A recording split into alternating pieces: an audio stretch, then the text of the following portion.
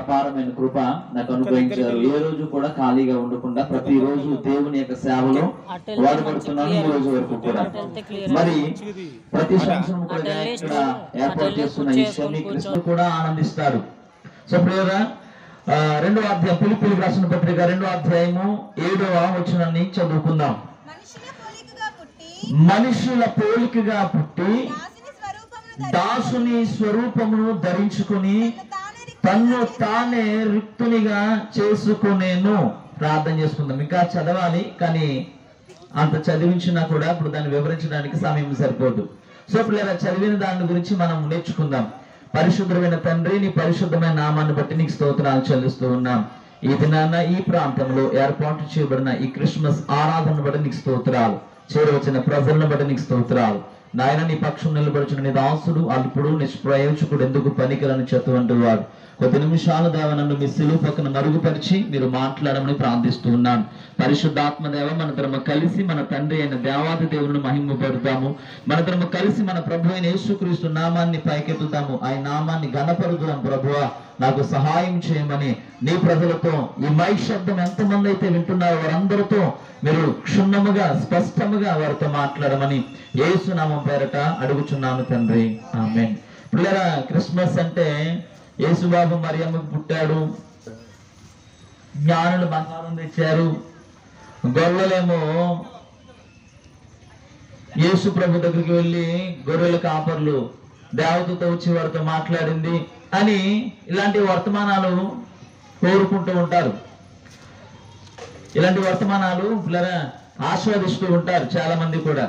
So నేను అలాంటి వర్తమానాలు చెప్పట్లేదు, కానీ అపోస్తలుడైన పౌలు ఫిలిప్పీ సంఘానికి యేసు ప్రభు ఎలా పుట్టాడో రాస్తూ ఉన్నాడు. వినాలి అందరూ కూడా. ఇటువైపు చూడండి, వచ్చిన వారి గురించి మీరు చూడొద్దు, నాకు ఇచ్చిందే తక్కువ సమయం కాబట్టి చాలా జాగ్రత్తగా మీరు వర్తమాన విషయంలో, ఈ వాక్యం విషయంలో మీరు దృష్టి పెట్టాలని నేను మీకు ప్రేమతో తెలియపరుస్తూ ఉన్నాను. అపోస్తలుడైన పౌలు ఫిలిప్పీ సంఘానికి రాస్తూ ఉన్నాడు. ఆయన మనుషుల పోలికలో పుట్టి, యేసుబాబు పుట్టాడనే ఈరోజు ప్రపంచం అంతా కూడా క్రిస్మస్ సంబరాలు చేస్తూ ఉంది.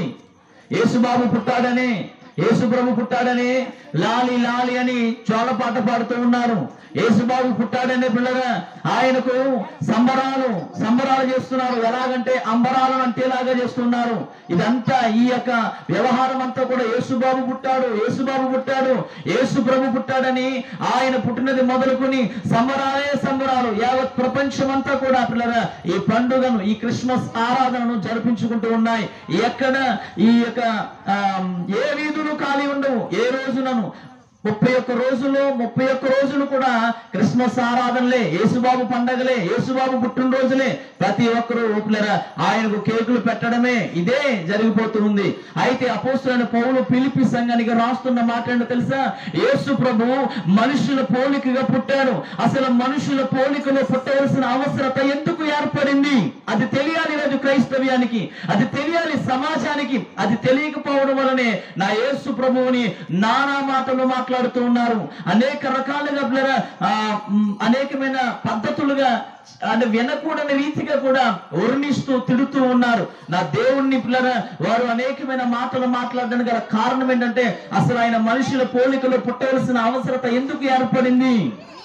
ఎందుకని దాసుని రూపం ఎత్తవలసి వచ్చింది? ఆయన తన్ను తాను ఎందుకని రిక్తునిగా, ఏమీ లేనివాడిగా చేసుకోవలసిన అవసరత ఎందుకు ఏర్పడింది? ఎవరు ఎన్ని మాట్లాడినా ఆయన మౌనంగా ఉండవలసిన పరిస్థితి ఎందుకు ఏర్పడుతుందో ఈరోజు సమాజానికి తెలియాలి, క్రైస్తవ్యానికి తెలియాలి, ఈ చుట్టుపక్కల ఉన్న ప్రజలకు తెలియాలి. అందుకే అపోస్తలుడైన పౌలు యేసు ప్రభువుని గురించి మాట్లాడుతూ ఉన్నారు. ఆయన ఎలాంటి గొప్ప భాగ్యవంతుడో తెలుసా మీకు?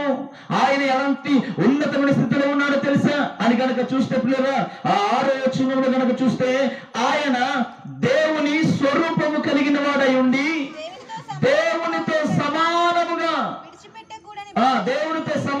విడిచిపెట్టకూడని భాగ్యము అని ఆయన ఎంచుకోనలేదు. ఆయన ఎంతటి భోగ భాగ్యాలు కలిగిన వాడు తెలుసా? దేవునితో సమానమైన వాడు. యేసు ప్రభువు వారు మనిషి కుమారుడుగా తన జీవితాన్ని 33.5 సంవత్సరాలు ఈ భూమి మీద ఆయన జీవించిన జీవితము ఈ రోజు నీకు నాకు చులకనగా కనబడవచ్చు. ఆయన ఒక జాతికి, ఒక కులానికి, ఒక మతానికి, లేదా తక్కువ జాతి వారికి చెందిన వాడే కావచ్చేమో, ఈరోజు అలా పిలువబడుతున్నాడేమో. కానీ ఆయన యొక్క స్థితి, ఆయన యొక్క ఔన్నత్యము, ఆయన యొక్క ఘనత, ఆయన యొక్క కీర్తి, ఆయన యొక్క గొప్పతనం పరలోకంలో ఎంతటిదో తెలుసా? దేవునితో సమానమైనటువంటి గొప్పవాడైన, దేవుని స్వరూప్యం కలిగిన వాడు. ఈరోజు దేవుడు అనే ఆయన మనకి తెలియదు, ఎందుకంటే ఆయన ఆత్మరూపి, ఆత్మానుసారమైన వ్యక్తి. ఆత్మ కంటికి కనిపించదు. ఈరోజు దేవుడు అనే వ్యక్తి మనకి తెలిసాడు అంటే ఎవరి వల్ల అంటే యేసుక్రీస్తు ప్రభువు వలనే, యేసుక్రీస్తు యొక్క ప్రభువు వలనే. కాబట్టి ఆయన దేవుని స్వరూప్యం కలిగిన వాడు, దేవునితో సమానమైన వాడు. అలాంటి ఆయన ఆ పరలోకాన్ని విడిచి, సింహాసనాన్ని విడిచి ఈ భూమికి మీదకి ఒక మనిషినిగా ఎందుకు రావాల్సిన అవసరత ఏర్పడింది? అదే మీకు ముందు చెప్పాను కదా, క్రిస్మస్ పండుగ అంటే యేసుబాబు మరియమ్మకు పుట్టాడు, దేవదూతలు వచ్చాయి, జ్ఞానులు వచ్చారు, సాంబ్రాణి తెచ్చారు, బోధం తెచ్చారు, అది చేశారు, గొల్లలు వచ్చారు, సంబరాలే అని. అసలు యేసు ప్రభు మనుషుల పోలికలో పుట్టవలసిన అవసరత ఎందుకు ఏర్పడింది? అసలు మనుషుల పోలిక ఎలాంటిది? ఏ పోలికలో మానవుడు ఉన్నాడు? పోలిక అంటే ఏంటి అని కనుక ఆలోచన చేస్తే, మొట్టమొదటిగా మనిషి ఏ పోలికలో చేయబడ్డాడు? ఏ పోలికలో చేయబడితే పిల్లరా ఇప్పుడు యేసు ప్రభు మనలాంటి పోలికలోకి రావాల్సిన అవసరం ఎందుకు ఏర్పడింది అని కనుక ఆలోచన చేస్తే, ఆదికాండము 1వ అధ్యాయం ఒకసారి చూడండి. ఆదికాండము 1వ అధ్యాయము 26వ వచనాన్ని చదువుకుందాం.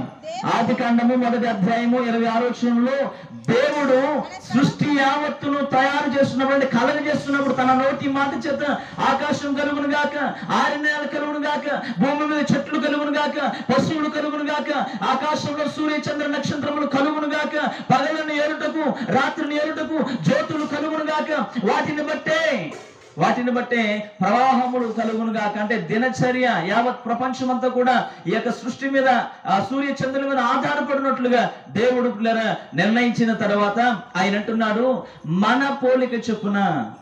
ఆయన మాట్లాడుతున్నమాట. దేవుడు చదవమ్మాయి, దేవుడు అంటున్నాడు, మన స్వరూపమందు మన పోలిక చొప్పున నరులను చేయుదుము. దేవునికి స్తోత్రం, హల్లెలూయా. మొట్టమొదటిగా మనిషి ఎలా తయారు చేయబడ్డాడంటే దేవుని స్వరూపంలోను దేవుని పోలికలు చేయబడ్డాడు. ఏంటి పోలిక? నన్ను చాలా మంది ఏమంటారంటే, ఒరే నీవు అచ్చం మీ నాన్న పోలికేరా అంటారు నన్ను చాలా మంది. మా ఇంటిగా నన్ను చూసిన వాళ్ళందరూ ఏమంటారంటే, నేను చూస్తే మీ నాన్నను చూసినట్టే, అంతా మీ నాన్న పోలికే. ఆ ముక్కు, ఆ నోరు, ఆ యొక్క విధానం అంతా మీ నాన్న పోలికే. అంటే పోలికంటే మా నాన్న ఎలా ఉన్నాడో ఆ రూపాన్ని కలిగి ఉండడం కాదు. దాని అర్థం ఏంటంటే పోలికంటే వ్యక్తిత్వము. దేవునికి స్తోత్రం. వ్యక్తిత్వము, పరిశుద్ధత. దేవుడు ఎలాంటి వ్యక్తిత్వము కలిగి ఉన్నాడో, ఎంతటి నీతి కలిగి ఉన్నాడో, ఎంతటి యథార్థత కలిగి ఉన్నాడో, ఎంతటి పరిశుద్ధత కలిగి ఉన్నాడో, ఎంతటి ప్రణాళికలు కలిగి ఉన్నాడో, ఉద్దేశాలు కలిగి ఉన్నాడో, అట్లాంటి పోలిక చొప్పున దేవుడు మనిషిని తయారు చేశాడు, నరుణ్ణి తయారు చేశాడు. ఆయన ఎంతటి పరిశుద్ధుడో, ఆయన ఎంతటి పవిత్రుడో, ఆయన ఎంతటి నీతిమంతుడో, ఆయన ఎలాంటి వ్యక్తిత్వము కలిగిన వాడు, అలాంటి వ్యక్తిత్వముతో మనిషిని తయారు చేశాడు, అలాంటి పరిశుద్ధతతో మనిషిని తయారు చేశాడు. అందుకే ఏదైనా తోటలో వారిని పెట్టినప్పుడు వాళ్ళు సిగ్గు ఎరగకుండిరి. నీ అన్యాయం ఏంటో, అపవిత్రత ఏంటో, ఈ లోకం ఏంటో, ఈ లోకంలో మోసం ఏంటో, దరిద్రం ఏంటో, దౌర్భాగ్యం ఏంటో, మనిషిని పాడు చేయడం ఏంటో, పాడైపోవడం ఏంటో అదేది కూడా తెలియదు. మనిషికి స్వార్థం లేదు, మనిషికి అసూయ లేదు, అహంకారం లేదు, గర్వం లేదు, అసలు ఏమీ తెలియదు వాడికి. అలాంటి పోలికలో దేవుడు మనల్ని కలగజేశాడు. అందుకే ప్రసంగ గ్రంథంలో అంటాడు కదా, దేవుడట మనుషులందరినీ కూడా యథార్థవంతులే పుట్టించాడంట, అయితే వారు వివిధమైన మార్గాలు కల్పించుకుని చెడిపోయారట, వివిధమైన వ్యక్తిత్వాలు కలుగజేసుకుని వారు పాడైపోయారంట. అందుకని మనుషుని యొక్క పోలిక దేవుని పోలికలు. అంటే మన దేవుడు ఎలాంటి వాడో అలాంటి పోలికలో చేసుకున్నాడు. ఆయనకి 2 కళ్ళు ఉన్నాయి కాబట్టి మనకి 2 కళ్ళు పెట్టాడు, మనకి 2 చెవులు ఉన్నాయి కాబట్టి మనకి 2 చెవులు పెట్టాడు అని మనం అనుకుంటాం. అయితే ఆయన వినే దేవుడు అని చెప్పడానికి మన చెవులు పెట్టాడు. ఆయన చూసే దేవుడు అని చెప్పడానికి మనకు కళ్ళు పెట్టాడు. ఆయన మాట్లాడే దేవుడు. ఆయన ఒక చోట ఉండిపోయేవాడు కాదు, ఒకే చోట నిలబడి అలాగే చూసేవాడు కాదు, మౌనంగా ఉండిపోయేవాడు కాదు. ఆయన మాట్లాడేవాడు కాబట్టి మనకు నోరు పెట్టాడు. ఆయన కార్యాలు చేయగలడు, చేతులతో పనులు చేయగలడు కాబట్టి మనకి చేతులు పెట్టాడు. ఆయన ఎక్కడ ఉన్నా అక్కడికి రాగలడు కాబట్టి మనకి కాళ్ళనిచ్చాడు నడవడానికి. ఆ విధంగా తయారు చేశాడు స్కెల్టన్ బాడీ. కాబట్టి ఆయనకి ఏదో కళ్ళు ఉన్నాయి, ఆయనకి ఆత్మగా ఆ రూపం ఎక్కడ ఉందండి? దయచేసి గమనించండి. ఆ పోలికలో చేసిన మనల్ని ఏమైపోయింది అంటే ఆదాము అవ్వలనే వాళ్ళు ఆ దేవుని పోలికను కోల్పోయారు. ఆదిలో మానవుడు పరిశుద్ధతను కోల్పోయాడు. ఆదిలో మానవుడు పవిత్రతను కోల్పోయాడు. ఆదిలో మానవుడి జీవితంలోనికి పాపం ప్రారంభమైంది. దేవుని ఆజ్ఞను అతిక్రమించే గుణం వచ్చేసింది. దేవుని మాట వినకుండా వినని స్వభావం వచ్చేసింది. తిరస్కరించే స్వభావం వచ్చేసింది. ధిక్కరించే స్వభావం వచ్చేసింది. దేవుని దగ్గరికి ధైర్యంగా రాలేనటువంటి పిరికితనం వచ్చేసింది. అందుకే దేవుడు, ఆదామా నువ్వు ఎక్కడున్నావు అంటే, నువ్వు నన్ను పిలిచినప్పుడు నేను తోట మధ్యలో ఉన్నాను, అప్పుడు నేను దిగంబరిని, నేను భయపడుచు ఉన్నాను. ఎవరు చెప్పాడు నీకు దిగంబరి అని? అప్పటి వరకు దేవుడు వరకు చెప్పలేదు, దిగంబరత్వాన్ని చూపించలేదు. కానీ ఇప్పుడు మార్గం తప్పిపోయాడు, దేవుని వ్యక్తిత్వాన్ని కోల్పోయాడు. దేవుడు ఏ వ్యక్తిత్వముతో, ఏ నీతితో, ఏ పరిశుద్ధతతో, ఏ ప్రణాళికలతో, ఏ ఆలోచనతో ఆయన చేశాడో దాని అంతటిని కూడా కోల్పోయాడు మానవుడు. అందుకే యేసు ప్రభు మనుషుల పోలికలో పుట్టవలసిన అవసరత ఎందుకు వచ్చిందని దాని అర్థం ఏంటంటే, అంటే మనకి దేహం ఉందని లేదా ఆయన అందుకే వచ్చాడు అనుకుంటున్నారేమో. అంటే దాని అర్థం ఏంటంటే ఆయన ఈ భూమి మీదకి ఏ శరీరంతో వచ్చారంటే పాప శరీర ఆకారంతో వచ్చారు. అది దేంతో వచ్చారు ఆయన? ఇప్పుడు ఈ శరీరంలోనికి ఏమొచ్చేసింది? పాపం వచ్చేసింది. ఈ శరీరంలోనికి ఏమొచ్చేసింది? దేవుని మాట వినే స్వభావం, దేవుని మాట వినలేని స్వభావం వచ్చేసింది.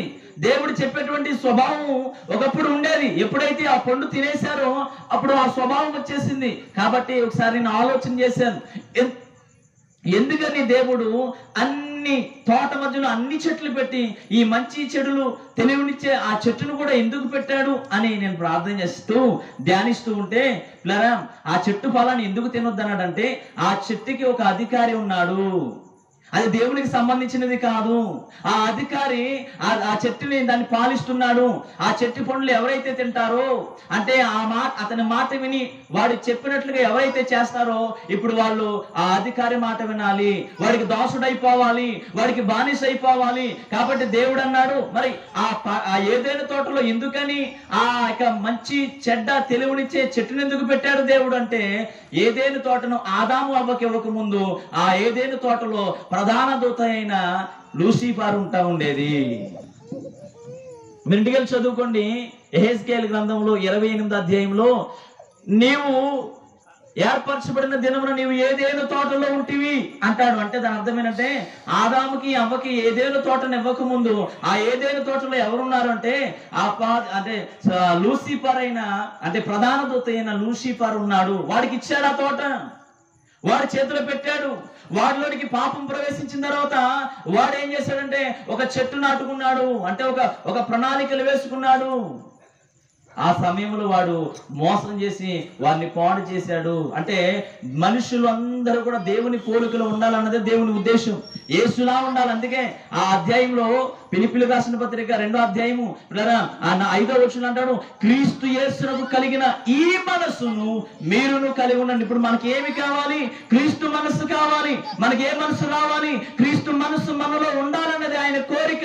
ఇప్పుడు ఆయన భూమి మీదకి రావడానికి గల ఉద్దేశం ఏంటంటే ఈ భూమి మీద ఉన్న ప్రజలందరికీ కూడా యేసుక్రీస్తు యొక్క మనస్సు పెట్టాలన్నది ఆయన ఉద్దేశము, ఆయన ఆలోచన. అందుకే ఆయన పాప శరీర ఆకారముతో ఈ లోకానికి వచ్చాడు. రోమీయులకు రాసిన పత్రికలో 8వ అధ్యాయము 3వ వచనంలో, ధర్మశాస్త్రము దేనిని చేయజాలకపోయినో దేవుడు దానిని చేసెను, కాబట్టి ఆయన తన కుమారుణ్ణి పాప శరీర ఆకారంతో ఈ లోకానికి పంపించి పాపమునకు ఆయన శరీరమందు శిక్ష విధించెను. పాపానికి అంటే మనందరి శరీరాలను ఏలుబడి చేసేటువంటి పాపానికి ఆయన శరీరమందు శిక్ష విధించాడు. కాబట్టి ఇప్పుడు యేసు ప్రభు మనుషుల పోలికలో పుట్టవలసిన అవసరత ఎందుకు ఏర్పడిందంటే ఆయన దేవుడే, దేవుని తర్వాత దేవుడే ఆయన దేవుని స్వరూపాన్ని కలిగి ఉన్నాడు. దేవునితో సమానమైన వాడిగా ఉండి మహిమ పొందుతూ ఉన్నాడు, ఘనత పొందుతూ ఉన్నాడు. సర్వలోకము ఆయన మూలంగా కలిగింది. యేసు ప్రభు లేకుండా కలగలేదు. అసలు ఈ లోకమే ఆయన వల్ల కలిగింది, ఆయన కోసం కలిగింది. తండ్రి అయిన దేవుడు తన కుమారుని కొరకు ఈ లోకాన్ని కలుగజేశాడు, మనుషులను కలుగజేశాడు, మానవులను కలుగజేశాడు. కాబట్టి ఆయన నిమిత్తము మనందరినీ చేసుకున్నాడు. కాబట్టి మనల్ని రక్షించడానికి ఆయన మన పోలికలో ఈ భూమి మీదకి రావడం జరిగింది. ఆయనకు ఉన్న కోరిక ఏంటో తెలుసా? సంఘము, సమాజము ఆయన పోలికలోకి మారాలి, ఆయన రూపంలోకి మారాలి, ఆయన మనసులోకి రావాలంటే క్రీస్తు యేసుకు కలిగిన మనస్సు మనము కలిగి ఉండి పరిశుద్ధత కలిగి, పవిత్రత కలిగి, నీతి కలిగి జీవించాలి. అందుకే ఎందరైతే అక్కడ క్రీస్తు ఆత్మ లేని వాడు ఆయన వాడు కాదని ఎందుకన్నాడంటే, క్రీస్తు ఆత్మ ఉన్నవాడు తండ్రిని సంతోషపరుస్తాడు. అంటే యేసు ప్రభు ఈ భూమి మీదకి వచ్చి తండ్రిని సంతోషపరిచాడు, తండ్రి అయిన దేవుణ్ణి మహిమపరిచాడు, తండ్రి అయిన దేవుని చిత్తాన్ని నెరవేర్చాడు. ఈ లోక సంబంధమైన వాటిని చేయలేదు. కాబట్టి పిల్లరా, ఆయన మనుషుల పోలికలో పుట్టవలసిన అవసరం ఎందుకు ఏర్పడిందంటే, ఏ దేవుని తోటలో దేవుని పోలికను మానవుడు కోల్పోయాడు. ఆ మొదటి ఆదామును మొదలుకొని ప్రతి ఒక్కరికి పాపము సంక్రమించింది. ఇప్పుడు మా నాన్నకి పుట్టాను నేను, మా నాన్న పోలిక వచ్చింది. రేపు నాకు పెళ్ళి అవుతుంది, నాకు పిల్లలు పుడతారు. నా పిల్లలకి ఎవరి పోలిక వస్తుంది? ఎవరి పోలిక వస్తుంది? నాదే. వాడికి పిల్లలు పుడతారు, వాడికి ఏ పోలిక వస్తుంది? వాడి బాబుది. ఇది ఎక్కడి నుంచి వచ్చింది? నాకు మా బాబు నుంచి వచ్చింది పోలిక, నా పిల్లలకి నా నుంచి వచ్చింది, వారికి వారి నుంచి వచ్చింది. కాబట్టి ఇప్పుడు ఆదాము దగ్గర నుంచి పాపం ప్రారంభమైంది. ఆదాము దగ్గర నుంచి మొట్టమొదటి మనిషి అయిన ఆదాము దగ్గర నుంచి పిల్లలు పుడుతూనే ఉన్నారు. ఇప్పుడు అక్కడి నుంచే పోలికలు వచ్చాయి, పాప పోలికలు. ఎవరు చెప్పాడు నీకు తప్పు చేయమని? సో ఇప్పుడు మనకి ఏ పోలికని ఇవ్వాలనుకున్నాడంటే, యేసుక్రీస్తు యొక్క పోలికను మనకి మరలా ఇవ్వాలనే ఉద్దేశంతో మనుషుల పోలికలు పుట్టాడు. రెండవది, ఆయన దాసుని స్వరూపం ఎత్తాడు. ఏ స్వరూపం ఎత్తాడు? దక్షిణాఫ్రికా దేశంలో ఒక రాజ్యానికి సంబంధించిన రాజు గారు ఒక జీవో పాస్ చేశారు, ఒక ఆర్డర్ పాస్ చేశారు. ఏమని అంటే, 15 సంవత్సరాలు మొదలుకొని 20 సంవత్సరాలు అంటే 22 సంవత్సరాల లోపు ఉన్న యవనస్తులు కుర్రవాళ్ళు ఎవడైనా కనుక రోడ్డు మీద మందు త్రాగి పడిపోతే వాడిని కాదు కానీ వాళ్ళ తల్లిదండ్రులను తీసుకొచ్చి జైల్లో 10 రోజులు పెట్టమన్నాడు. రాజుగారు ఆర్డర్ పాస్ చేశారు. అయితే ఆ దక్షిణాఫ్రికాలో ఆ రాజుగారి కొడుకే 17 సంవత్సరాల వయసులో వాడు మందు తాగి రోడ్డు మీద పడిపోయాడు. ఇప్పుడు వాడు ఎవడు? రాజుగారి కొడుకు. ఏం చేయాలి? రాజుగారిని ఏమన్నా అంటామా? రాజుగారిని తీసుకొచ్చి జైల్లో పెడతామా? అయ్యో ఇంకేమైనా ఉందా? అయితే రాజుగారి కొడుకు అని అందరూ భయపడిపోతూ జాగ్రత్తగా పంపించేశారు. ఇప్పుడు చూడండి, ఎవరైనా రోడ్డు మీద పోలీసు వాళ్ళు సీపుకి ఎదురంటే, మా డాడీ ఎమ్మెల్యే గారు అబ్బాయ మీరు వెళ్ళిపోండి, మా డాడీ సిఏ గారు అబ్బాయ, మా డాడీ మినిస్టర్ అంటే పెద్ద పెద్దలకు ఉన్న పేరు ప్రఖ్యాతులు ఎలాంటివి అంటే, వాళ్ళ పేరు చెప్పుకుని మనం బతికేయచ్చు, వారి పేరు చెప్పుకుని మనం కాలం గడపచ్చు. అలాంటి పరిస్థితుల్లో ఆ రాజుగారు ఉదయం నుంచి సాయంత్రం వరకు పరిపాలన జరిగించి న్యాయాలు తీర్చి సాయంత్రం ఒక సాధారణమైన వ్యక్తిగా, ఒక సాధారణమైన మానవుడిగా రాజవస్త్రాలు తీసేసి ఆయన ఏ జీవో పాస్ చేశాడో ఆ జీవోకి అంటే ఏదైతే ఆర్డర్ వేశాడో దానికి లోబడి ఆ 10 రోజులు ఆయన జైల్లో ఉండి బయటకు వచ్చాడు. సార్ ఏంటి అంటే అప్పుడు అన్నాడు, నాకు సమస్త మానవులకి ఒకటే రూలు, నేను రాజుగారినని నాకేదో సింహాసనం ఉందని మీరు అనుకోవద్దు. నేను రాజరికం నుంచి దిగిపోతే ఒక సాధారణమైన మానవుడిని. నేను జీవో పాస్ చేశాను, దాన్ని నేను అనుసరించకపోతే ప్రజలు అనుసరిస్తారా అని ఒక సాధారణమైన వ్యక్తిగా ఆ శిక్షను భరించాడు. ఈరోజు యేసు ప్రభు కూడా దాసుని రూపం ఎత్తడానికి గల ఉద్దేశం ఏంటంటే, మనిషి దేని చేత జయించబడతాడో దానికి దాసుడు. పేతురు రాసిన రెండవ పత్రిక 19వ పేతురు రాసిన 2వ పత్రిక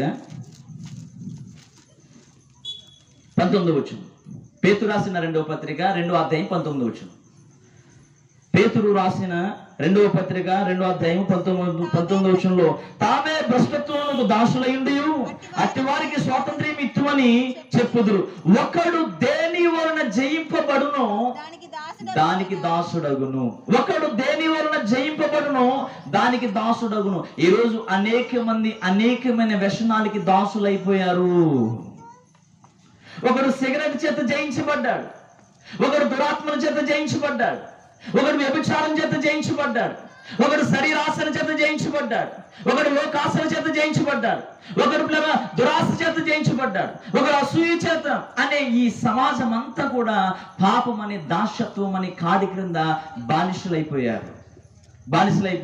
ఇప్పుడు ఆయన దాసుని రూపం ఎత్తవలసిన అవసరం ఎందుకు వచ్చింది అంటే, దాసులం మనం, పాపానికి దాసులం. దేనికి దాసులము? పాపానికి దాసులము, లోకానికి దాసులం. అందుకే ఎఫెసీయులకు రాసిన పత్రిక 2వ అధ్యాయం 1వ వచనం నుంచి, మీరు పాపముల చేతను అపరాధముల చేతను చచ్చిన వారై ఉండగా దేవుని కుమారుడు యేసుక్రీస్తు ద్వారా ఆయన మనల్ని లేవనెత్తను. మునుపు మనం ఎలా ఉన్నామంటే, వాయుమండలపు అధిపతి ఇష్టము చొప్పున ప్రవర్తించుచుంటిమి. ఎవరి వాయుమండలపు అధిపతి? పరలోకం నుంచి త్రోసివేయబడిన అపవాదియు వాడి సమూహము. వాళ్ళు ఎక్కడున్నారు? ఆకాశ మండలమున దురాత్మ సమూహములతో మనం పోరాడుతూ ఉన్నాము. క్రైస్తవులతో, ఆత్మీయులతో చెప్తున్నాడు. ఇప్పుడు ఎవరి వాయుమండలపు అధిపతి? పరలోకం నుంచి త్రోసివేయబడిన అపవాది అయిన శాతాను, వాడి సమూహము. ఇప్పుడు వాడి ఇష్టము చెప్పున మనం ఏం చేస్తున్నాము? వాడు చెప్తే చేస్తున్నాము. త్రాగుడు తాగించేది, వ్యభిచారం చేయించేది, జోదం చేయించేది, లేదా తల్లిదండ్రులకు అవిధేయులు నడిపించేది, తల్లిదండ్రులు మాట వినకుండా చేసేది, నీకు నచ్చినట్లుగా బ్రతకమని చెప్పేది, నీ ఇష్టానుసారంగా బ్రతకమని చెప్పేది. ఈ రోజు పిల్లల లోకాశులకు బానిసలు, దాసులం అయిపోయి వాడు నడవమన్నట్లుగా నడుస్తున్నాము, వాడు కట్టమన్న బట్ట కడుతున్నాము, వాడు ఎలా దూకమంటే అలా దూకుంటున్నాము, వాడు ఎలా నడవమంటే అలా నడుస్తున్నాము, వాడు ఎలా బ్రతకమంటే అలా బ్రతుకుతున్నాము. కారణం ఏంటి? నీకు ఎవరు చెప్పాడు? నీ శరీరాన్ని ఎవడు పాడు చేసుకోమంటున్నాడు? నీకు ఎందుకు పుడుతున్నాయి ఇటువంటి లేనిపోని కోరికలు? వాళ్ళెవరో బతుకుపోగాక డబ్బు కోసం, ఆస్తి కోసము, సంపాదన కోసము శరీరాలు అమ్ముకుండి వారి స్థానసరంగా బ్రతుకుతున్నారు మనుషులు. ఈరోజు నీకు పోయే కాలం ఏంటి? ఎవరు చెప్పారు అంటే, నీవు నీ ఇష్ట ప్రకారంగా నడవట్లేదు, వాయుమండలపు అధిపతి ఇష్టము చెప్పున నీవు నడుస్తున్నావు. అంటే దాని అర్థం ఏంటంటే, నీవు వాడి చేత ఏం చేయబడ్డావు? జయింపబడ్డావు. నిన్ను జయించేశాడు, నిన్ను లోపల చేసుకున్నాడు, నిన్ను అణిచేశాడు, నిన్ను ఎదగనివ్వట్లేదు, నిన్ను బంధించేశాడు. ఇక నువ్వు బయటికి రాలేవు. ఒకరోజు పిల్లరా, నా స్నేహితుడి కోసం నేను జైలుకి వెళ్ళాను, 10వ తరగతిలోని. మా స్నేహితుడి కోసం, ఆడెవడో అమ్మాయిని ప్రేమిస్తే నేను మధ్యవర్తిగా ఉన్నందుకు నన్ను తీసుకెళ్లి జైల్లో పడేశారు. ఇప్పుడు నన్ను బంధించేశారు. నన్ను తీసుకురావడానికి ఎవరో ఒకరు రావాలి. నా మీద జాలిపడి మా గ్రామ పెద్దలు వచ్చారు. నా మీద జాలిపడి మా తాత నా కోసం 1000 రూపాయలు కట్టాడు. సో ఆ రోజు వస్తే ఆ బానిసత్వం నుంచి, ఆ బంధకాల నుంచి నేను బయటకు వచ్చాను. అలాగే ఈరోజు మనం బందీలం అయిపోయిన మనల్ని ఎవరో ఒకడు విడిపించాలి. అయితే అలా విడిపించడానికి యేసయ్య దాసుని రూపం ఎత్తాడు. ఆయన మహిమతో వస్తే, ఆడంబరముతో వస్తే, అత్యధికమైన ఘనతతో, కృపతో, పరిశుద్ధ దూతాలతో గనక వస్తే ఈ ప్రపంచం ఆగుతాదా? ఈ భూమి ఆగుతాదా? సినాయి పర్వతమే ఆగలేదు. ఆయన మహిమతో దిగి వస్తే అది కాలిపోయింది. దాన్ని ఎవరైనా తాకితే చచ్చిపోతారని చెప్పాడు. అలాంటిది పిల్లరా, అంత గొప్ప దేవుడు, పరలోకాన్ని శాసిస్తున్నవాడు, ఈ భూమిని, సూర్యుడిని కలగజేసిన వాడు ఎంత గొప్పవాడు! ఆయనే తన మహిమతో ఈ లోకానికి వస్తే మనం నిలబడగలుగుతామా? అందుకే ఆయన దాసుని రూపం ఎత్తాడు. అందుకే మత్తయి సువార్త 20వ అధ్యాయం 28వ వచనం అనుకుంటా, ఆయన అంటాడు, మనుష్య కుమారుడు పరిచర్య చేయించుకోవడానికి రాలేదు, పరిచర్య చేయడానికి వచ్చాడు. ఎవరండి? ఏ దేవుడు ఉన్నాడు ఇలాగా? నీవు దాసత్వములో ఉండగా, నీ కాడి మోయడానికి, నీవు పాపములో ఉండగా, నీవు ఇబ్బందులో ఉండగా, నీవు లోకాశలతో నలిగిపోతూ, రుగ్మతలతో, ఆ యొక్క వ్యాధులతో, బాధలతో చితికిపోతూ, చేయరాని కార్యాలు చేస్తూ, దేవుడు అంటే తెలియని బ్రతుకు మంది. భారతదేశం యొక్క విధానం ఏంటో తెలుసా? మనిషి దేవుని దేనికి భయపడతాడో అది దేవుడు. మనిషికి భారతదేశంలో ఉండే ఆచారం ఏంటంటే, మనిషి దేనికి భయపడతాడో అదే దేవుడు. వాళ్ళకి కప్పకి మనిషి భయపడితే దేవుడు, బల్లి మీద పడితే ఏంటది భయం, అది దేవుడు. పాముకి భయం, పాము దేవుడు. అన్నిటికి దేనికైతే భయపడతాడో అది దేవుడు. కాబట్టి దేవుడు అంటే తెలియని మనకి దేవుడు ఎవరో చూపించాడు ఈరోజు యేసు ప్రభు. అంటే దాని అర్థం ఏంటంటే, మనం దాస్యములో ఉండగా మనల్ని విడిపించడానికి ఆయన దాసుని రూపం ఎత్తారు. ఏం చేశారు ఆయన? దాసుని రూపం ఎత్తారు. దాసునిగా ఈ లోకానికి వచ్చాడు. దాసునిగా ఈ లోకానికి వచ్చి మనకి దాసత్వం చేశాడు. ఏం చేశాడు ఆయన? పరిచర్య చేశాడండి. నీ శాపాన్ని, నీ యొక్క పరిస్థితిని అంతటిని ఆయన మీద వేసుకుని నీవు మోయవలసిన పని ఆయన చేశాడు. నీవు భరించవలసిన శిక్షను, నీవు అనుభవించవలసిన ఆ ఘోరమైన పరిస్థితులన్నింటినీ కూడా నా యేసు ప్రభు ఆయన భుజం మీద వేసుకున్నాడు. కాబట్టి ఇప్పుడు రక్షణ మనకి తేలిగ్గా వచ్చింది. ప్రపంచంలో విలువైనది ఏదైనా ఉంది అంటే అది నా ప్రభువు ఇచ్చే రక్షణే. కానీ అది ఉచితంగా దొరుకుతుంది. మీ దగ్గర ₹1,00,00,000, ప్రపంచంలో అత్యధికమైన విలువైనది ఏదైనా ఉంది అంటే ఏంటది? విలువైనది ఏదైనా ఉందంటే ఏంటది? రక్షణ. ప్రపంచంలో విలువైనది ఏదైనా ఉంది అంటే అది రక్షణ. రక్షణ మార్గం అంటే విమోచించబడడం, రక్షించబడడం, విడుదల పొందడం, పాపం నుంచి, త్రాగుల నుంచి, వ్యసనాల్లో నుంచి, లోకాశల్లో నుంచి, దరిద్రమైన జీవితం నుంచి బయటికి రావడమే, అదే రక్షణ. ఆ రక్షణ చాలా విలువైనది. కానీ నువ్వు ఎన్ని కోట్లు పెట్టుకుంటావో కొడుకురండి, రక్షణను కొనలేం ప్రియులారా. కాబట్టి ఆ రక్షణను దేవుడు మనకి ఉచితంగా ఇచ్చాడు. ఎలా ఇచ్చాడు? ఉచితంగా ఇచ్చాడు. ఎలా ఇచ్చాడు? తానే భరించాడు. ఆ శిక్షను భరించి మనందరికీ రక్షణ ఇచ్చాడు. కాబట్టి దాసత్వంలో ఉన్న మనము, బానిసత్వంలో మగ్గిపోతున్న మనల్ని విడిపించడానికి దేవాతి దేవుడు మనుష్య కుమారుడిగా ఈ లోకానికి వచ్చాడు. మూడవది రిక్తునిగా చేసుకున్నాడు. రిక్తునిగా అంటే దాని అర్థం ఏంటంటే, యోహాను సువార్త 1వ అధ్యాయంలో రాయబడిన మాట ఏంటంటే, ఆయన తన స్వకీయుల యొద్దకు వచ్చెను, ఆయనను వారు అంగీకరించలేదు. యోహాను సువార్తలో 1వ అధ్యాయము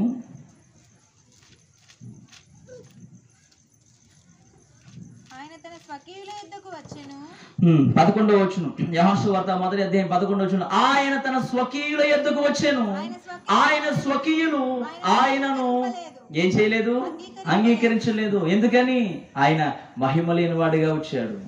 రిక్తునిగా, ఏమీ లేనివాడిగా, నిరాధారమైన వ్యక్తిగా, ఒక సామాన్యమైన వ్యక్తిగా ఈ భూమి మీదకి వచ్చి నేను మనుష్య కుమారుణ్ణి అని చెప్తే ఎవరు కూడా అంగీకరించలేదు. తన వారే ఆయనను సిలువేసేశారు, తన వారే ఆయనను హింసించేశారు, తన వారే ఆయనను అవమానపరిచారు. ఎలా అవమానపరిచారో తెలుసా? మార్కు సువార్త 3వ అధ్యాయంలో అనుకుంటా పిల్లరా, మార్కు సువార్త 3వ అధ్యాయంలో తన ఇంటి వారు అంట ఆయనను ఏమన్నారో తెలుసా? 3వ అధ్యాయము 21వ వచనంలో కనుక చూస్తే, ఆయన ఇంటివారు అంట, ఆయన ఇంటివారు, ఆయన యొక్క తమ్ముళ్ళు, ఆయన చెల్లెళ్ళు అన్న మాట ఏంటో తెలుసా? ఈయనకు మతి చలించింది, ఈయనకి మెంటలు వచ్చేసింది, ఈయన పిచ్చోడు. కొంతమంది అన్నారు వీడు చేసే కార్యాలు దెయ్యం వలన చేస్తున్నారు. రిక్తునిగా ఎన్ని మాటలు భరించాడో తెలుసా నా యేసుబాబు? ఇప్పటికీ భరిస్తూనే ఉన్నాడు. ఆయన మానవుల దేవుడు అంటాడు కొంతమంది, ఆయన మాదిగోడు దేవుడు, ఆయన తక్కువ జాతి దేవుడు అని నోటికి వచ్చినట్లుగా నా ప్రభువుని ఎంతమంది దూషిస్తున్నారో తెలుసా? ఆయన రిక్తునిగా ఎందుకున్నాడో తెలుసా? మనలందరినీ కూడా రక్షించడానికి, పరిశుద్ధంగా సంగముగా చేయడానికి తన్ను తానే అర్పించుకున్నాడు. దేవునికి స్తోత్రం, హల్లెలూయా. కాబట్టి ప్రియ జనాంగమ, ప్రియ సంగమ, యేసు ప్రభు ఎందుకు వచ్చాడో నీకు అర్థమైతే ఇప్పుడు నువ్వేం చేస్తావు? యేసుని ఆరాధిస్తున్నా, నీవు క్రీస్తు స్వరూపంలోకి మారతావు. అందుకంటాడు పిల్లరా, గలతీ సంఘానికి అపోస్తలుడైన పౌలు 4వ అధ్యాయం 19వ వచనం అనుకుంటా ఏమంటాడు తెలుసా? నేను మీ యందు పడిన, అంటే క్రీస్తు స్వరూపం మీ యందు ఏర్పడే వరకు, ఒకసారి చూడండి, నా పిల్లలారా క్రీస్తు స్వరూపము మీ యందు ఏర్పడే వరకు మీ విషయమై నాకు మరలా ప్రసవ వేదన కలుగుచూ ఉన్నది. ఏ స్వరూపం రావాలి? ఇప్పుడు అపోస్తలుడైన పౌలు అంటారు, ప్రతి దైవజనుడు కష్టపడవలసిన విషయం ఏంటో తెలుసా? ప్రతి సంఘ సేవకుడు ఆ సంఘానికి, ఆ సంఘంలో ఉన్న పిల్లలకు ఏ స్వరూపాన్ని తీసుకురావాలంటే క్రీస్తు స్వరూపాన్ని తీసుకురావాలి. ఆ క్రీస్తు మానవ పోలికలోనికి, మనుషుల పోలికలోకి పుట్టవలసిన అవసరం ఏంటంటే, ఏదైనా తోటలో దేవుని పోలికను కోల్పోయాడు మనిషి. కోల్పోయి ఈరోజు వివిధమైన భిన్నత్వంలో రకరకాలుగా జీవిస్తున్నాడు. వాడికి నచ్చినట్లుగా బ్రతుకుతున్నాడు. సృష్టికర్తను మర్చిపోయాడు, దేవాది దేవుని ప్రక్కన పెట్టేశాడు, రక్షకుడైన యేసుని మర్చిపోయాడు. మాకు వీళ్ళే దేవుళ్ళు, వీళ్ళే వీళ్ళే వీళ్ళే వీళ్ళే అని సాగిపోతూ ఉన్నాడు. కాబట్టి దయచేసి గమనించండి, ఈ రాత్రి యేసు ప్రభు మనుషుల పోలికలో పుట్టవలసిన అవసరత ఎందుకు ఏర్పడిందంటే, ఏ దేవుని తోటలో దేవుడు తాను కావాలని చేసుకున్న ఆ నరుని యొక్క మనుషులు దేవుని పోలికను కోల్పోయారు. కోల్పోయారు కాబట్టే మనం ఇప్పుడు సైతాను పోలుకులకు వచ్చేసాము. వాడు చెప్పినట్లుగా చేస్తున్నాము. అబద్ధాల వాడిని మాట్లాడించేది వాడే, నీచమైన పనులు చేపించేది వాడే, ఆజ్ఞను చేసింపచేసేవాడు వాడే. దైవ సేవకుడు సంఘములో వాక్యాన్ని చెప్తాడు. సమాజమా మీరు ఎలా ఉండాలి, మీ కార్యక్రమములు ఎలా ఉండాలి, మీ పద్ధతులు ఎలా ఉండాలి, మీ నడక ఎలా ఉండాలి, మీ మాట తీరు ఎలా ఉండాలి, మీరు ఇంత పరిశుద్ధంగా జీవించాలని చెప్తే అక్కడ ఊకడతాము. ఇంటికి వచ్చిన తర్వాత మన కార్యక్రమాలు ముహూర్తాలతో ప్రారంభమవుతాయి, ఆచారాలతో ప్రారంభమవుతాయి. మన బ్రతుకు సినిమాలో ఉన్న వారిని పోలి నడుస్తాము. కాబట్టి అపోస్తలుడైన పౌలు అన్నాడు, క్రీస్తు స్వరూపము మీకు ఏర్పడాలి. ఇప్పుడు సంఘానికి ఏ స్వరూపం కావాలి? నిజమైన క్రిస్మస్ ఏంటో చెప్పనా? నీవు క్రీస్తు స్వరూపాన్ని కలిగి ఉండాలి. ఇంకా చెప్పడానికి చాలా విషయాలు ఉన్నాయి. అసలు ఆయన పోలిక, ఆయన రూపాంతరపు కొండ మీద నిజమైన పోలిక. ఆ పోలిక లోపల ఆ దర్శనాన్ని చూసి వాళ్ళు భయపడిపోయారు. ఆయన ముఖము తెల్లగా మారిపోయింది. ఆయన వస్త్రాలు చాకలి చలువు చేరినటువంటి గొప్ప పరిశుద్ధత. ఆయన ముఖం వెలిగిపోతూ ఉంది. ఆ రూపంలోకి రావాలి. ఏ రూపంలోకి? యేసు ప్రభు రూపాంతరపు కొండ మీద ఏ అనుభవాన్ని కలిగి ఉన్నాడో సంఘము అంతటి పరిశుద్ధతలోకి రావాలి, అంతటి పవిత్రతలోకి రావాలి. ఇప్పుడు సంఘానికి ఏ స్వరూపం కావాలంటే క్రీస్తు స్వరూపం కావాలి. కాబట్టి యేసు ప్రభు ఈ లోకానికి రావడానికి గల ముఖ్య ఉద్దేశం ఏంటంటే దేవుని స్వరూపాన్ని కోల్పోయిన మనకి మరలా ఆ పోలికనివ్వాలని, ఆ మనసునివ్వాలని, ఆ ఉద్దేశాన్ని ఇవ్వాలని. ఇప్పుడు ఎవడైనా చూడండి, యేసు ప్రభు దగ్గరకు వచ్చిన తర్వాతే నా బ్రతుకు మారింది అన్నాడు. కానీ నేను అక్కడికి వెళితే మారింది, ఇక్కడికి వెళితే మారింది, గుండె కొట్టించుకుంటే మారింది, తల నిలాలిస్తే మారింది, నీటిలో మునిగితే మారింది, ఒట్టి కడితే మారింది అని ఎవరైనా అన్నారా? ఏ దేవుడైనా ఉన్నాడా? ఇలా ప్రజల కోసం తన్ను తాను అన్నీ విడుచుకుని రండి, నేను అక్కడే ఉంటాను, మీరు మాత్రం నా దగ్గరికి రండి అనేటువంటి వారు ఉన్నారు. కానీ ఈరోజు నా దేవుడు అంటున్నాడు, నేను మీ యొద్దకు వచ్చాను. ఈరోజు మీ దగ్గరకు వచ్చాడు దేవుడు, మీకు బోధిస్తున్నారు. కాబట్టి మనం వినాలి. దయచేసి గమనించండి. ఈ రాత్రి ఈ క్రిస్మస్ ఆరాధన ద్వారా నీకు బోధించే బోధ ఏంటో తెలుసా? నీకు చెప్పే మాటలు ఏంటో తెలుసా? యేసు ప్రభు మనుషుల పోలిక పుట్టవలసిన అవసరం ఎందుకు ఏర్పడిందంటే ఏదైనా తోటలో మానవుడు దేవుని పోలికను కోల్పోయాడు. పాప శరీరాకారంతో పాపంతో నిండిపోయాడు. పాపపు పోలిక వచ్చేసింది, పాపపు తత్వం వచ్చేసింది, దేవుని మాట వినలేని స్వభావం వచ్చేసింది. ఆ స్వభావాన్ని తీసేసి దేవుని మాట వినేటట్లుగా నీ హృదయాన్ని దేవుని తట్టు తిప్పడానికి యేసు ప్రభు లోకానికి వచ్చాడు. ఈ వాక్యం తట్టు తిప్పడానికి యేసు ప్రభు లోకానికి వచ్చాడు. ఈ వాక్యంలో ఉన్నట్లుగా నీవు జీవించాలని యేసు ప్రభు లోకానికి వచ్చాడు. దాసుని రూపం. ఎంతకాలం దాసత్వం చేస్తావు? ఎంతకాలం బానిసగా ఉంటావు? నాకు తెలిసిన ఒక పాస్టర్ గారు SDA సంస్థలో సేవ చేస్తున్నారు. నేను అంటాను ఆయనతోటి, ఎంతకాలం ఆ సంస్థలో ఉంటారు మీరు? ఎంతకాలం మీరు బానిసలుగా ఉంటారు? రండి బయటికి, రండి బయటికి అంటే ఆయన రాడు, ఆయన అక్కడే ఉంటాడు. దాని ఉద్దేశం ఏంటంటే మీరు ఎంతకాలం బానిసలుగా ఉంటారు? పాపానికి, లోకానికి, ఆశలకు, దురాశలకు రండి అని చెప్పడానికి ఆ భారాన్ని ఆయన వేసుకుని మనకి విడుదలనిచ్చాడు. మూడవది ఏంటంటే రిక్తునిగా చేసుకున్నాడు. ఎలా చేసుకున్నాడు? రిక్తునిగా అంటే ఏమీ లేనివాడిగా, ఒంటరిగా ఆయన తన్ను తాను రిక్తునిగా చేసుకుని లోకానికి వచ్చి ఒక సామాన్యమైన మానవుడు ఎలా బ్రతుకుతాడో అలా బ్రతికి చూపించాడు. మచ్చ లేనివాడిగా, కలంకం లేనివాడిగా, ముడత లేనివాడిగా, పరిశుద్ధుడిగా, పవిత్రుడిగా, నీతిగా, యథార్థంగా ఆయన జీవించి చనిపోయి తిరిగి లేచి ఆయన తండ్రి దగ్గరికి వెళ్ళిపోయాడు. నేడో రేపు రాబోతున్నాడు. ఇంకా ఈ క్రిస్మస్లు జరిపించుకుంటూ హ్యాపీ హ్యాపీ క్రిస్మస్ అంటావా? యేసు ప్రభు రూపంలోకి వస్తావా? ఇంకా మేరీ మేరీ క్రిస్మస్ అంటావా? ఇంకా కేకులు కోస్తానే ఉంటావా? ఇంకా సంబరాలు చేస్తానే ఉంటావా? నీ బతుకు ధన్యమై యేసు ప్రభు రూపంలోకి వచ్చి ఆయన వస్తే ఆయనతో వెళ్ళిపోవడానికి సిద్ధపడతావా? ప్రియమైన దేవుని బిడ్డ, లోకం మారిపోయింది, కాలం మారిపోయింది. కురవలసిన సమయంలో వర్షాలు కురవడం లేదు, కాయవలసిన సమయంలో ఎండ కాయట్లేదు, పరిస్థితి అంతా మారిపోయింది. యేసు ప్రభు నేడో రేపు రాబోతున్నాడు. నీవు సిద్ధపడి క్రీస్తు స్వరూపంలోకి మారిపోయి యేసు ప్రభు వచ్చే వేళ ఆయనతో ఆగమనమైపోయే పరిస్థితి నీకుందా? ఈ రాత్రి ఉంటే ధన్యురాలివి. లేకపోతే యేసు ప్రభు ఎందుకు వచ్చాడో నువ్వు అర్థం చేసుకుని, నా దేవుడు నా వలనే కదా, నా వలనే కదా, నా కోసమే కదా అని నువ్వు కృతజ్ఞత కలిగి దేవుని సేవిస్తే నువ్వు ధన్యురాలివి. దేవుడు నిన్ను బట్టి ఆయన హర్షిస్తాడు. అందుకే 99 మంది నీతిమంతులు బట్టి నాకు ఆనందం కాదు, కానీ ఒక్క పాపి మారు మనసు పొందితే నాకు సంతోషం. నేను పాపుల కోసమే, పాపులను రక్షించుటకు క్రీస్తు యేసు.